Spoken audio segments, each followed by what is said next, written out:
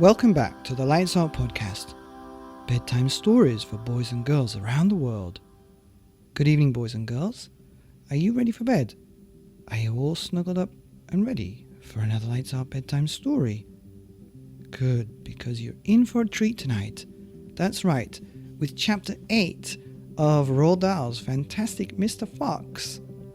And this chapter is called The Foxes Begin to Starve.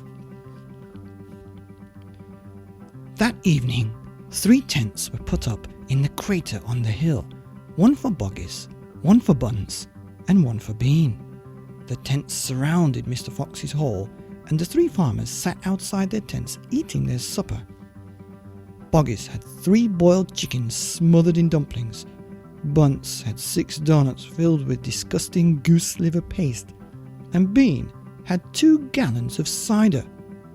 All 3 of them kept their guns beside them.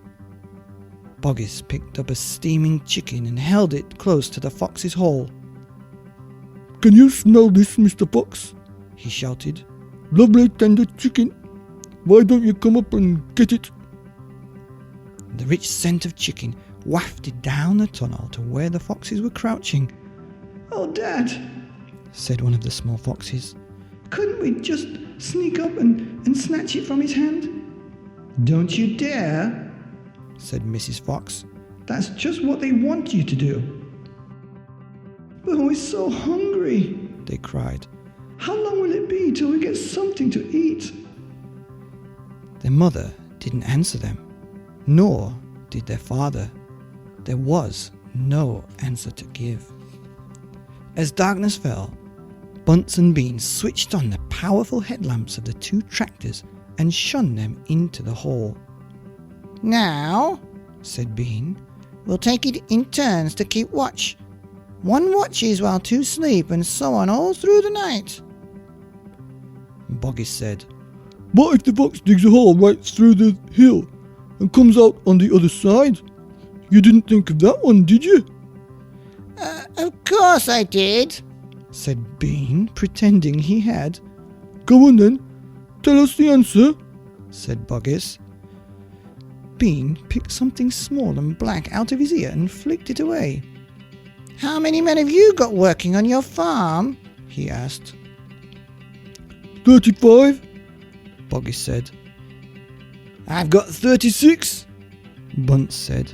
"And I've got 37. Bean said. "That makes 108 men altogether. We must order them to surround the hill. Each man will have a gun and a flashlight. There will be no escape then for Mr. Fox."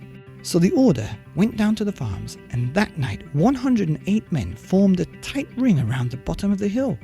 They were armed with sticks and guns and hatchets and pistols and all sorts of horrible weapons. This made it quite impossible for a fox, or indeed for any other animal, to escape from that hill. The next day, the watching and the waiting went on. Boggis and Bunce and Bean sat upon small stools, staring at the fox's hole. They didn't talk much. They just sat there with their guns on their laps.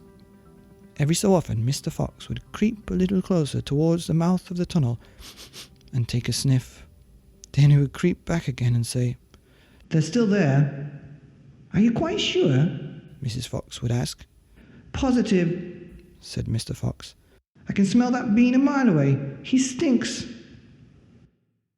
The end of Foxes Begin to Starve, Chapter 8 from the book Fantastic Mr. Fox by Roald Dahl, here on the Lights Out podcast.